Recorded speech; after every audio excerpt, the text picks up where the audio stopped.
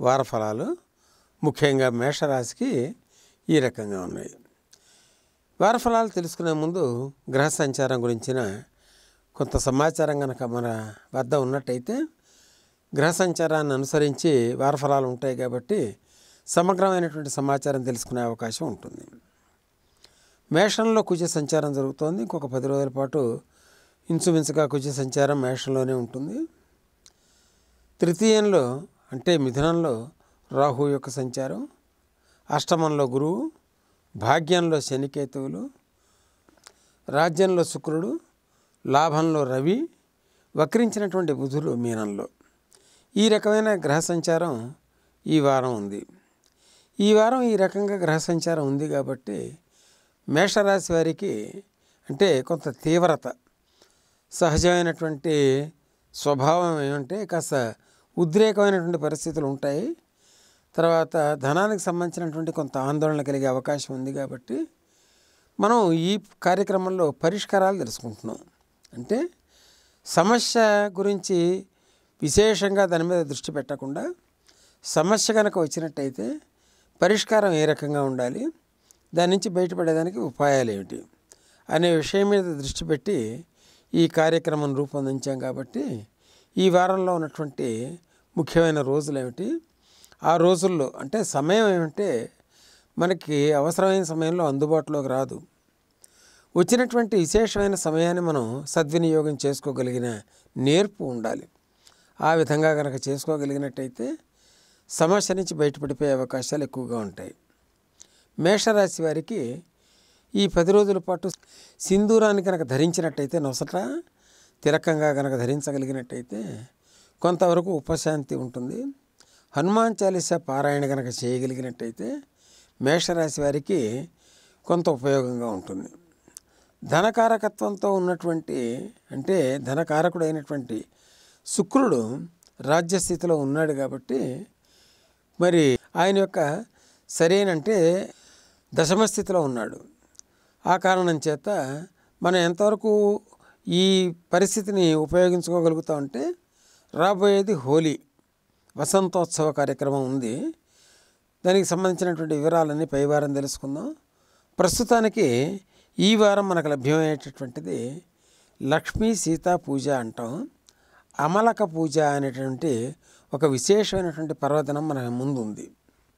ఆ కారణం చేత మేషరాశి వారు 13వ తారీఖున అవకాశం ఉన్న మేర ఉసిరికాయలు కనుక, సామాన్యంగా ఈ పరిస్థితుల్లో అంటే ఈ ఋతువులో ఉసిరికాయలు వచ్చే అవకాశం ఉండదు. ఆ కారణం చేత ఎండిపోయినటువంటి దొరికే అవకాశాలు ఎక్కువగా ఉంటాయి. ఎండిపోయినటువంటి అమలక పూజ, ఆ ఉసిరికాయలను సేకరించి వాటి మీద నాణాలు పెట్టి దాంతో శ్రీ సూక్తంతో కానీ లేకపోతే దుర్గా సూక్తంతో కానీ పూజ కనుక చేయగలిగినట్టయితే మేషరాశి వారికి కొంత లాభంగా ఉంటుంది. బొటన వేలుకు సంబంధించినటువంటి సమస్యలు రాకుండా చూసుకోగలిగినట్టయితే, ఎందుకంటే పరిష్కారం కొన్నిటికి కాస్త చాలా కష్టంగా ఉండేటువంటి పరిస్థితి ఉంది. కాబట్టి బొటన వేలుకు సంబంధించినటువంటి బరువైన పనులు చేయటం కానీ లేకపోతే ఇతరత్ర మొరటు పనులు చేసి బొటన వేలుకు సంబంధించినటువంటి ఇబ్బందులు తెచ్చుకోకుండా ఉంటే మేషరాశి వారు ఈ వారం సుఖకరమైనటువంటి పరిస్థితిని పొందగలుగుతారు ఈ కార్యక్రమాల వల్ల. పై వారం రాబోయే హోళీకి సమయం, వసంతోత్సవ సమయం, హోళికా పూర్ణిమ. ఆ సమయంలో కనుక మేషరాశి వారు ఆచరించవలసినటువంటి పద్ధతులను కనుక ఆచరించినట్టయితే ధనప్రాప్తికి సంబంధించినటువంటి కొన్ని విశేషమైనటువంటి లాభాలు రాబోయే సమయంలో కలిగే అవకాశం ఉంటుంది. వృషభ రాశి వారికి రాశి ఫలాలు ఈ రకంగా ఉన్నాయి. ఈ రాశి ఫలాలని మనం సేకరించి తెలుసుకునేటప్పుడు జన్మజాతక రీత్యా ఉన్నటువంటి దశాంతర్దశల్ని పరిగణలోకి తీసుకునే అవకాశం ఉండదు. ఆ కారణం చేత ఇది సామూహికంగా తెలుసుకునేటువంటి గోచార ఫలితాలు. వృషభ రాశి వారికి ద్వితీయంలో రాహు యొక్క సంచారం, సప్తమంలో గురువు యొక్క సంచారం, అష్టమంలో శనికేతువులు, భాగ్యంలో శుక్రుని యొక్క సంచారం, రాజ్యంలో రవి సంచారం, లాభంలో వక్రించినటువంటి బుధుని యొక్క సంచారం, వ్యయంలో కుజుని యొక్క సంచారం. ఈ రకమైనటువంటి సంచారం ఉన్నటువంటి ఈ వారం పరిస్థితి. ద్వితీయంలో రాహు యొక్క సంచారం ఉంది కాబట్టి మాతామహవర్గీయులకి అంటే తల్లి తరఫున ఉన్నటువంటి బంధువుల్లో ఏదో రకమైనటువంటి కొంత ఇబ్బంది కలిగే అవకాశం కనబడుతోంది. ఆ రకమైన ఇబ్బంది దృష్టిలో పెట్టుకుని సరైనటువంటి జాగ్రత్త కనుక తీసుకోగలిగినట్టయితే కొంత ఉపశాంతి కలిగే అవకాశం ఉంది. వృషభ రాశి వారికి అష్టమంలో శని కేతువుల యొక్క సంచారం జరుగుతోంది. అష్టమ శని. ఈ అష్టమ శనికి సంబంధించినటువంటి ఉపశాంతి చాలా కష్టంగా ఉంటుంది. అష్టమ, అర్ధాష్టమ, జన్మశనికి సంబంధించినటువంటి శాంతులు లోగడ మనం తెలుసుకునేదానికి ప్రయత్నం చేశాం. ఈ అష్టమ శనికి సంబంధించినటువంటి ప్రక్రియ ఏమిటంటే మధ్యవేలికి ఇనప ఉంగరాన్ని ధరించటం, ప్రతినిత్యం ఇంట్లో ఇనప గరిటెలో కానీ ఇనప ప్రమిదిలో కానీ నువ్వుల నూనెతో దీపారాధన చేయటం. ఈ విధంగా చేసినట్టయితే అష్టమ శని యొక్క కొంత ప్రభావం తగ్గే అవకాశం ఉంటుంది. ఆ రకంగా చేయలేనటువంటి పరిస్థితిలో ఉన్నట్టయితే ఉండే ఫలితాలు ఏమంటే వాహన ప్రమాదం, అంటే ఎక్కడన్నా కనుక వెళుతున్నప్పుడు వాహనానికి సంబంధించినటువంటి ప్రమాదాలు జరిగే అవకాశం ఉన్నాయి. తర్వాత నలుపు రంగు సంబంధించినటువంటి జంతువులు ఆ రకంగా, అంటే ఉదాహరణకి మనం ఒక్కసారి కనుక పరిశీలించి చూసినట్టయితే దారిని పోతున్నప్పుడు కుక్కలు కరవటం, వీధి కుక్కలు, ఇటువంటివన్నీ మనకి వార్తల్లో మనకు తెలుస్తూ ఉంటాయి. ఇటువంటివి సంభవించే అవకాశాలు ఎక్కువగా ఉన్నాయి. మన క్లేశం ఎక్కువగా ఉండే అవకాశం ఉంటుంది. ఆ కారణం చేత వ్యాజ్యం అంటే న్యాయపరమైనటువంటి చిక్కులు ఉండే అవకాశం ఉంది.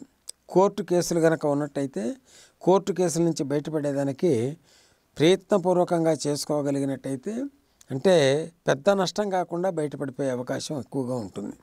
కాబట్టి వృషభ రాశి వారు కాస్త జాగ్రత్తగా కనుక ఈ శనికి సంబంధించినటువంటి ప్రక్రియను కనుక అవలంబించగలిగినట్టయితే తద్వారా కొంత ఉపశాంతి పొందే అవకాశం ఉంటుంది.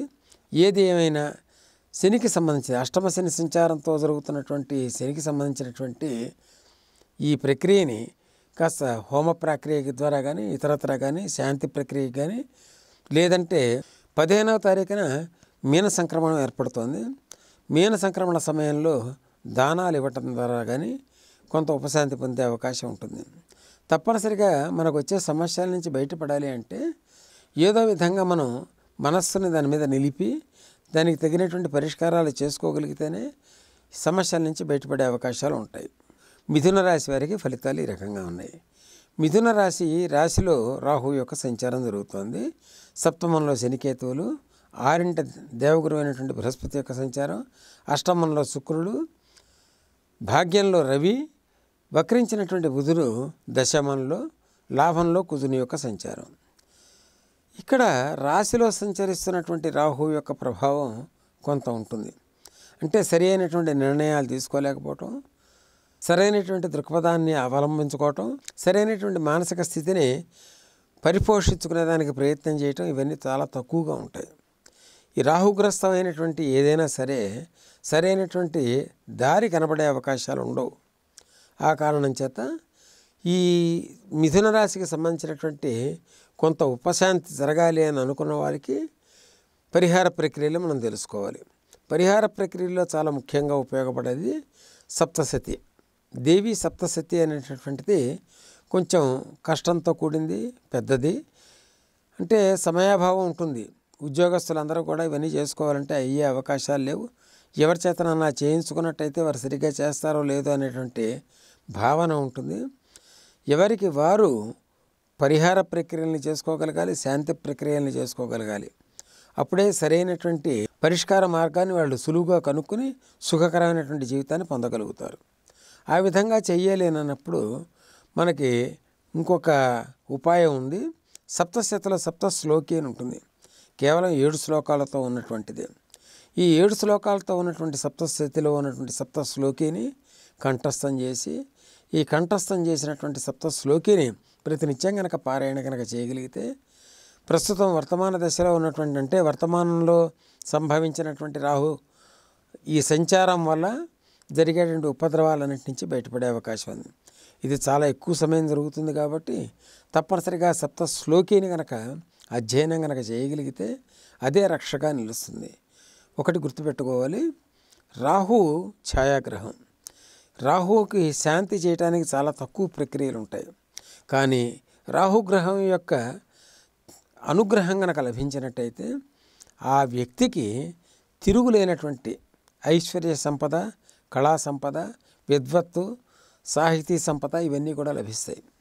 ఆ విధంగా పొందినటువంటి వారు కాళిదాసు, ఇతరత్ర మహనీయులంతా కూడా ఈ మధ్యకాలంలో చరిత్ర మనకు అందించినటువంటి ఆధారాలు అనేక ఉన్నాయి.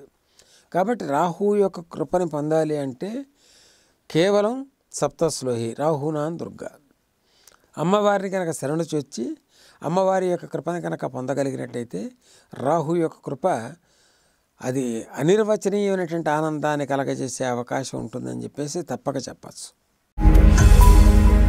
ఈ వీడియో గనుక మీకు నచ్చినట్లయితే లైక్ చేయండి, షేర్ చేయండి. మరిన్ని వీడియోస్ కోసం మా ఛానల్ను సబ్స్క్రైబ్ చేయండి.